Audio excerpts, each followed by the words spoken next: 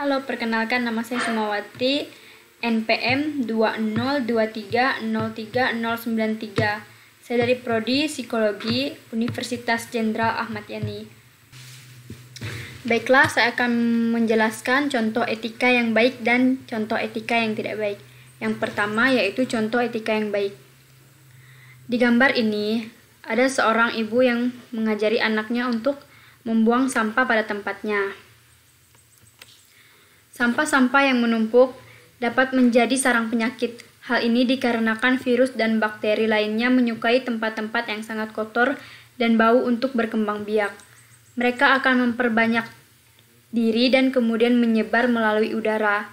Virus dan bakteri inilah yang nantinya akan terhirup oleh manusia sehingga kita bisa terjangkit beberapa penyakit seperti disentri, demam, dan lain-lain. Selain itu, sampah-sampah yang menumpuk itu akan menimbulkan bau yang tidak sedap sehingga mengundang lalat-lalat untuk hinggap. Kemudian, lalat-lalat tersebut akan hinggap di makanan kita. Akibatnya, makanan kita akan tercemar virus dan bakteri berbahaya. Apabila kita mengkonsumsinya, maka kita akan terkena penyakit seperti disentri, diare, gangguan pencernaan, dan masih banyak lagi.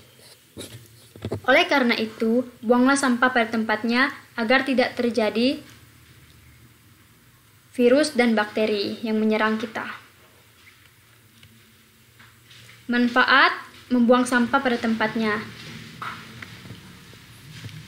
Yang pertama yaitu menjaga kebersihan, mencegah banjir, memudahkan daur ulang sampah, mencegah kerusakan air dan tanah, dan agar terlihat rapi dan indah. Nah, cara agar anak tidak buang sampah sembarangan, yaitu kita menjadi contoh yang baik. Kita menceritakan dampak buruk membuang sampah sembarangan, ceritakan manfaat buang sampah pada tempatnya, sediakan tempat sampah di rumah, dan tanamkan rasa malu jika buang sampah sembarangan. Dampak membuang sampah sembarangan. Yang pertama, dapat merusak pemandangan. Yang kedua, mendatangkan bau yang tidak sedap. Yang ketiga, mendatangkan banjir level rendah sampai yang tinggi. Yang keempat, mendatangkan berbagai penyakit dan dapat mencemari lingkungan. Nah, kita lanjut yang kedua, yaitu contoh etika yang tidak baik. Nah, pada gambar ini kita dapat melihat bahwa ada segerombolan anak sekolah yang sedang tawuran. Peristiwa tawuran pelajar merupakan salah satu tindakan kenakalan remaja. Pelajar yang seharusnya belajar dan mendapatkan pendidikan yang berguna untuk masa depannya berbalik saling menyerang satu sama lain. Di Indonesia, tawuran pelajar telah terjadi sejak lama pada tahun 1989 di Jakarta. Kekerasan yang dilakukan pelajar menempati urutan ke-11. Kemudian, tindak kekerasan pelajar menempati urutan teratas terkait dengannya, yang dirasakan oleh warga Jakarta sebagai kejahatan yang paling memprihatinkan dan mengancam rasa aman publik. Para pelajar remaja yang sering melakukan aksi tawuran tersebut lebih senang melakukan perkelahian di luar sekolah. Tawuran tersebut telah menjadi kegiatan yang turun-menurun pada sekolah tersebut, sehingga tidak heran apabila ada yang berpendapat tawuran sudah membudaya atau sudah menjadi tradisi pada sekolah tertentu.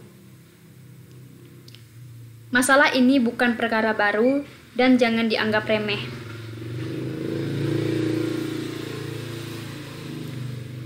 Padahal masalah tawuran antar pelajar akan membawa dampak panjang, bukan hanya bagi pelajar yang terlibat, namun juga untuk keluarga, sekolah, serta lingkungan masyarakat di sekitarnya.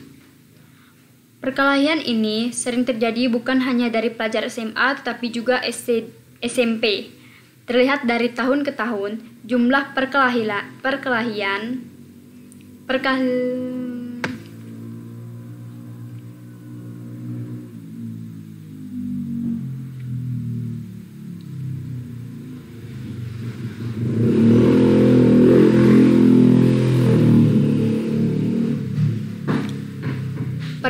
ini sering terjadi bukan hanya dari pelajar SMA, tetapi juga pelajar SMP. Terlihat dari tahun ke tahun, jumlah perkelahian dan korbannya cenderung meningkat.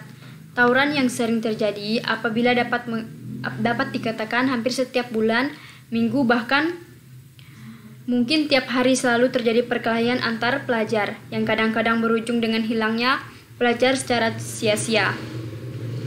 Pelajar yang seharusnya menimpa ilmu di sekolah untuk masa depan yang lebih baik untuk menjadi penerus bangsa malah berkeliaran di luar.